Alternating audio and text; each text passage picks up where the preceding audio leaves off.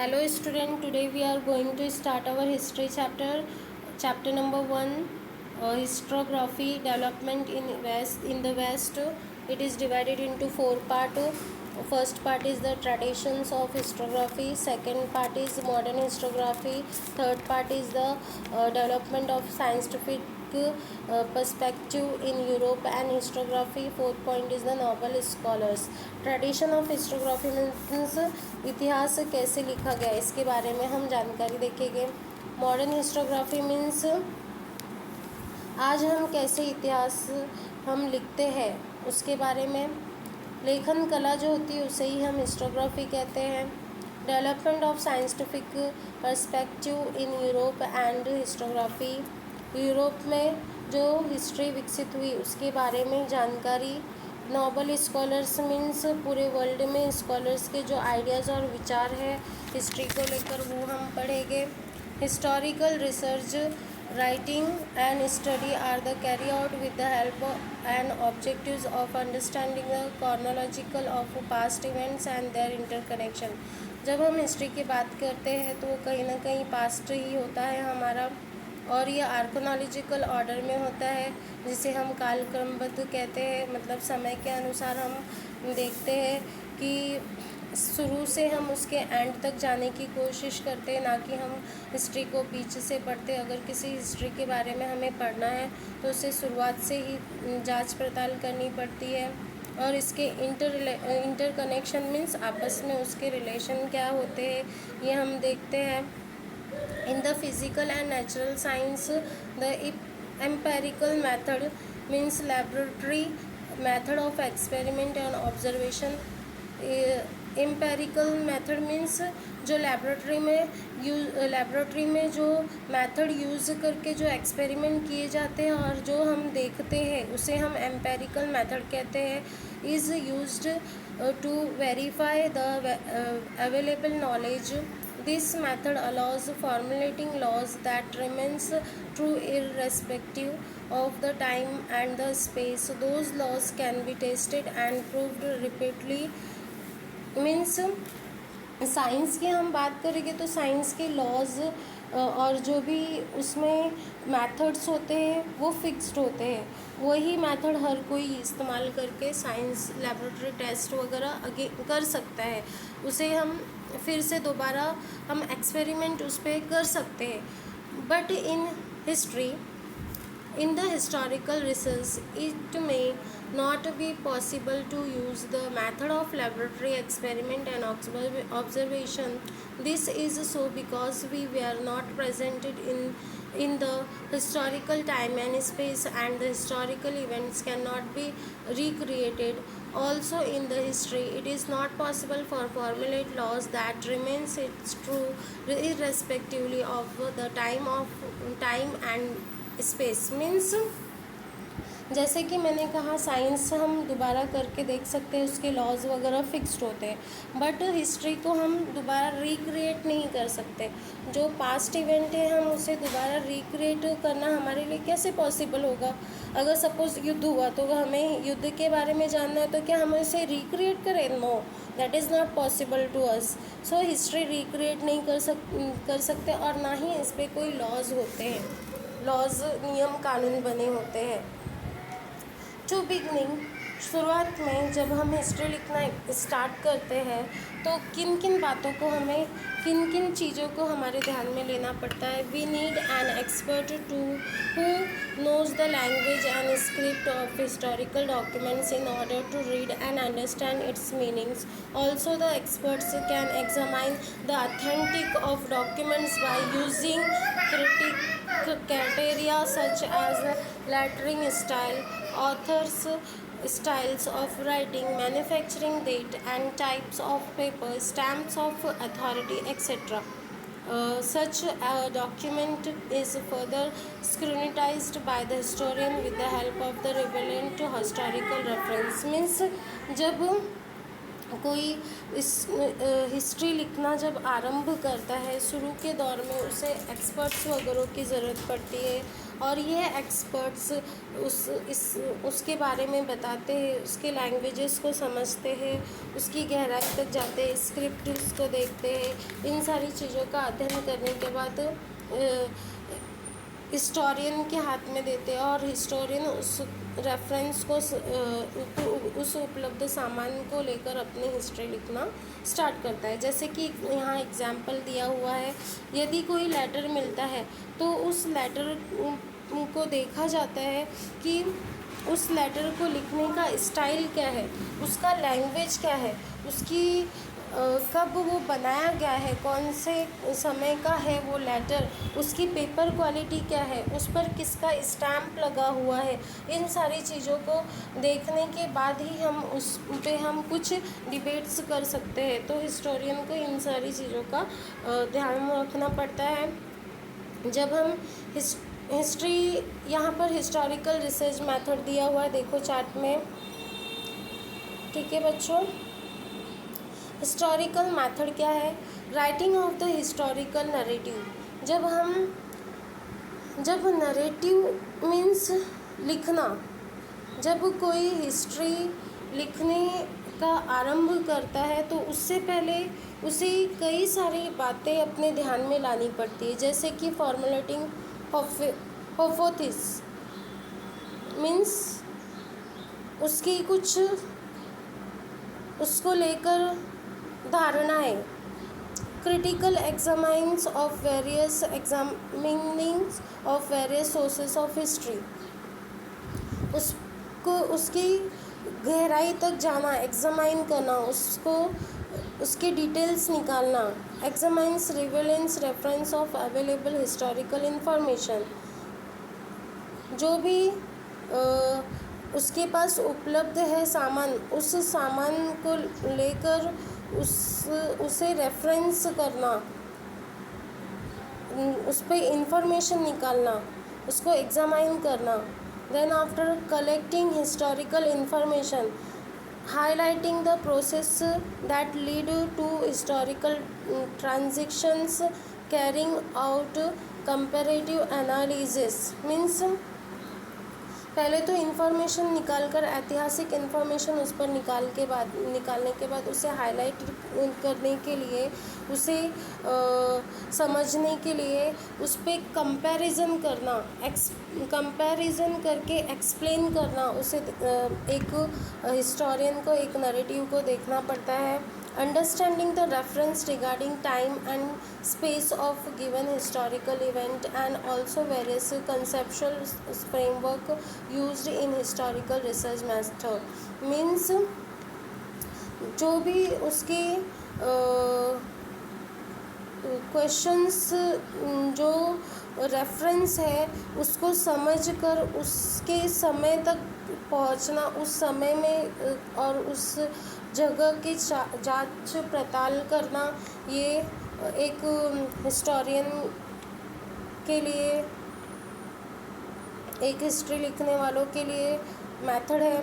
Formulating relevant question in view of the historical reference, उस reference को लेकर, उस सामग्री को लेकर, मटेरियल को लेकर उसके ऊपर क्वेश्चन पूछना। देखो जब हमें कोई भी चीज़ मिलती है या फिर कोई कॉइन्स मिल गया तो हम उस कॉइन्स को देखते हैं कि वो कॉइन किस समय का बना हुआ है, किस मेटल का है, किस राजा ने बनाया है, क्या उसके ऊपर भाषा लिखी हुई, क्या स्क्रिप्ट्स है उसके, ये सारी बातों का अध्ययन करना पड़ता है। हमारे मन में क्वेश्चंस ये उठते हैं।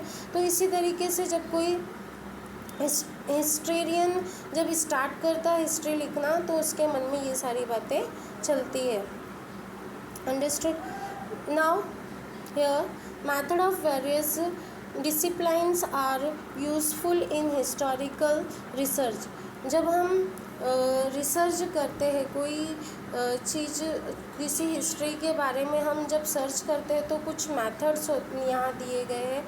For example archaeology, archivals science, manuscriptology, means history, study of inscripts, inscriptions, analysis of lettering style, linguistics, numismatics of coins, genealogy means study of lineage, etc. Means archaeology here means खंडर वगैरह होता है जब उसकी जांच पड़ताल बैठती है, देखते हैं उसको उनकी खंडर में क्या क्या क्वालिटीज़ का मटेरियल यूज़ हुआ है. Archivals, you know very well what is archivals. Archivals mean जहाँ पर पुराने डॉक्यूमेंट्स, दस्तावेज संभाल कर रखे होते हैं. जैसे कि हमारे इंडिया में दिल्ली में है ये सबसे बड़ा, एशिया का सबसे बड़ा माना जाने वाला आर्काइवल्स है. वहाँ पे काफ़ी सारे, तुमने सुना होगा Nalanda university. That university is the biggest in the Asia. Understood. फिर मॉन्यूस्क्रिप्टोलॉजी मीन्स भाषा को लेकर, epigraphy means study of the inscriptions, lettering styles, linguistics means languages, कौन सी भाषा है उसकी, numismatics means study of the coins, कौन से समय का क्या स्टडी करना उस पर, कॉइन्स पे. जीनोलॉजी मीन्स उसकी वंश परंपरागत, जैसे कौन से राजा थे, उसके राजा का फिर कौन सा वंश आया, फिर कौन से वंश से वो रिलेटेड है. ये सारी बातें हम जब हम हिस्ट्री की सर्च करते हैं तो हमें ध्यान में रखनी पड़ती है. Now comes into the first point, that is tradition of history. You know tradition of history means इतिहास कैसे लिखा गया, इसके बारे में जानकारी. तो we have learn about the historical research method. हमने अभी पढ़ा हिस्टोरिकल मेथड क्या है. बहुत ही क्रिटिकल एग्जामाइन के बाद ही हिस्ट्री लिखी जाती है, जैसे मैंने बताया आप लोगों को. और जो ये हिस्ट्री लिखने में जो भी कहेंगे हम मेहनत कह सकते, या फिर हमारे जो क्वेश्चंस वगैरह हम प्रिपेयर करते हैं, जो हम लेखन इस्तेमाल करते हैं लिखने के लिए, उसे ही हम क्या कहते हैं, हिस्टोग्राफी कहते हैं. Scholar who rights such narratives is a historian. जो हिस्ट्री को लिखता है, जैसे कि पोइट लिखता है, पोएम लिखता है, तो उसे हम पोएट कहते हैं. तो वैसे ही हिस्ट्री लिखने वालों को हम हिस्टोरियन कहते हैं. हिस्ट्री पर जो भी सर्च करके हिस्ट्री लिखता है उसे हम हिस्टोरियन कहते हैं. Understood no. The historian can not include every past event in the narrative. अपने नरेटिव में वो हिस्ट्री में सारे पास्ट इवेंट्स तो नहीं लिख सकता. इस वजह से वो किसी बेसिक्स सब्जेक्ट को चुनता है और उस सब्जेक्ट के ऊपर ही वो वर्कआउट करता है. The inclusion and interpretations of historical events by the historian often depends on the conceptual framework adopted by him. वो जब हिस्ट्री लिखना आरंभ करता है तो उसकी कुछ सोच होती है, उसकी अपनी समझ होती है, वो तैयार करता है, उसी के आधार पर वो अपनी हिस्ट्री लिखना आरंभ करता है. His style of writing is determined by that conceptual work. ठीक है. The traditions of writing historical narrative, that is historiography, was not prevalent in ancient society of the world. Means पहले की जो हिस्ट्री थी इतनी साधन नहीं थे उस समय कि वो पूरी तरीके से हमें एक्सप्लेन कर पाए. लेकिन हमारे आज आधुनिक वर्ल्ड की बात करें तो हमारे पास कई सारे साधन्स हो गए जिनके ज़रिए से हम हिस्ट्री के बारे में आसानी से जानकारी प्राप्त कर लेते हैं. और बहुत ही आसान काम हो गया है ये. आज हमें कोई बोले कि हिस्ट्री तुम लिखो इस पर, तो हमारे पास कई सारी चीज़ें हैं. न्यूज़पेपर्स आ जाते हैं, फिर इंटरनेट के ज़रिए हम आसानी से जानकारी निकाल लेते हैं. तो ये सारी बातें पहले नहीं थी जो कि आज हमारे लिए आसान हो गई है. However that does not means that they were not aware of the historical time or were not eager to know about it. Ancient people also felt the need of passing of the stories of the life and valor of the ancestor to the next generation. History हमें जो पहले के प्राचीन ancestors होते हैं, मतलब हमारे जो पूर्वज होते हैं, उन पूर्वजों की जो विशेषता होती है वो नेक्स्ट जनरेशन तक चलती रहे, ये हमें हिस्ट्री सिखाती है. Ancient communities all over the world used various means like a cave painting, storytelling, singing song and ballads etc. for this purpose. Here ballads means कविताएं और काव्य हम कह सकते हैं. केव की पेंटिंग्स देखते हैं हम कि केव कितना पुरानी उसकी पेंटिंग है, क्या कलर यूज़ किया गया है, उसको लिखने के लिए क्या कौन से लैंग्वेज का यूज़ किया गया है, ये हम केव की पेंटिंग में देखते हैं.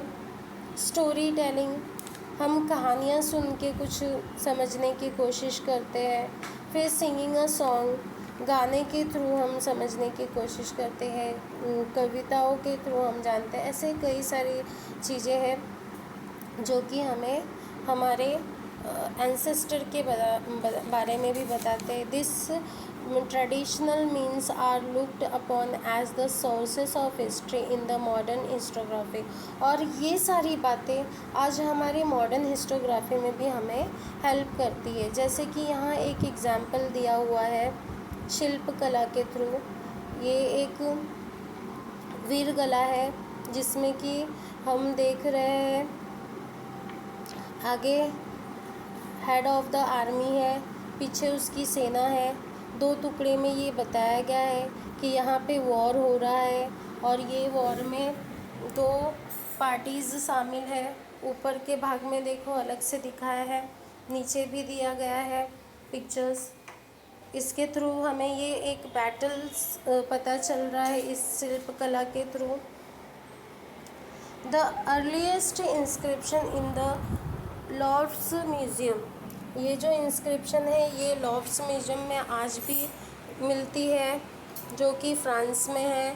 The above picture shows a fragment of the earliest inscription, a forward marching files of soldiers holding a shield and spears in scene here. The general is in the front, general front में खड़े हैं, उनके पीछे उनकी सेनाएं हैं जो कि शील्ड्स और स्पेयर्स लिए हुए हैं, मीन्स वेपन्स लिए हुए हैं. The traditions of recording historical events can be traced back Mesopotamia, name of Sumerian king and the stories of battle fought by them have been preserved in the various inscriptions. The earliest inscription shown above dates back to 4500 before Common Era. It records a battle fought between 2 kingdoms. It is now displayed at the Lords museum in France. Now यहाँ पे जैसे कि मैंने बताया आपको 2 लोगों के बीच में युद्ध हो रहा है, ये दर्शाया गया है. यह आज भी फ्रांस के म्यूज़ियम में मौजूद है.